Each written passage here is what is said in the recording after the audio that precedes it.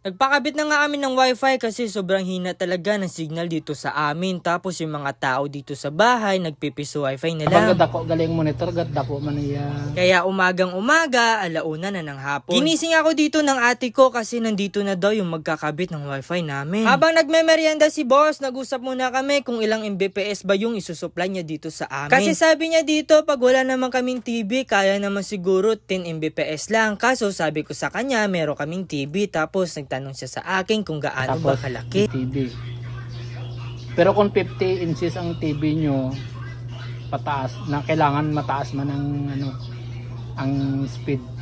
Habang gadako galing monitor, gadako man iya kaon. Kaya pinatignan ko na dito yung TV namin. Tapos sabi niya, itatry daw namin mamaya kung kaya ba 10 Mbps lang. Tapos dadagdagan niya lang daw pag hindi kaya ng 10 Mbps sa TV. Tapos 10 Mbps sa mga gadget namin. Pagkatapos yan namin mag-tap doon sa kalapit namin, umuwi muna kami dito sa bahay para tignan kung may internet supply na ba. Sabi ni boss, pag umilaw daw yung 6 na green na yan, may internet supply na yan.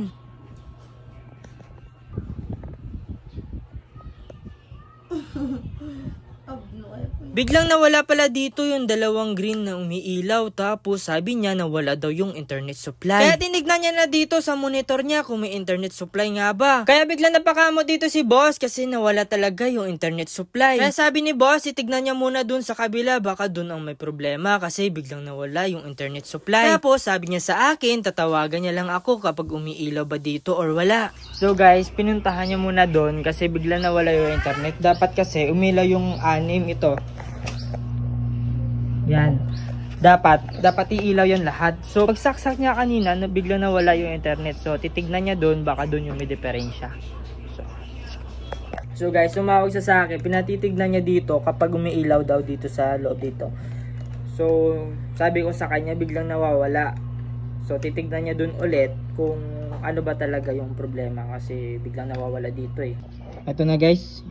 Ito na guys, umiilaw na. Ito na. Nako, ang gulo nito. Ito na guys, umilaw na. Dapat ganito pala, nawawala. Biglang nawawala kanina yung umiilaw. Tapos pinuntahan na dito ni boss kasi alam niya na kung ano ba yung may diferensya doon. Dapat kasi, nung isang araw pa ito ikakabit yung wifi dito sa amin. Kaso nga lang, sabi niya wala daw siyang kasama. Sabi ko sa kanya kanina, nandito naman ako sa bahay. Wala naman akong ginagawa. Hindi naman ako dito maalis. Ganyan talaga yung buhay after graduate, diba? Tambay-tambay lang. Oh, tignan mo yung balbas ko, mahaba na. Talaga, tambay lang. Kayo mga nag-aaral ngayon, pag graduate nyo, tambay din kayo, katulad ko. Let's go. Nung naging okay na nga, tinignan na din dito ni boss, kaya nag-tisbing na din siya. Tapos, sinignan ko na din dito sa TV namin kung kaya nga ba. 20 Mbps yung sinupply dito ni boss sa amin. Kaya pag search na akin dito, hindi naglo-loading. Pa-subscribe na din ang YouTube channel ko, guys. Thank you. Guys, all goods in the hoods na. So, tutulungan na lang siya sa mga gamit niya. Tapos, okay na siya. So, hanggang dito na lang, tropa. Kita-kits na lang tayo sa susunod nating video. Paalam.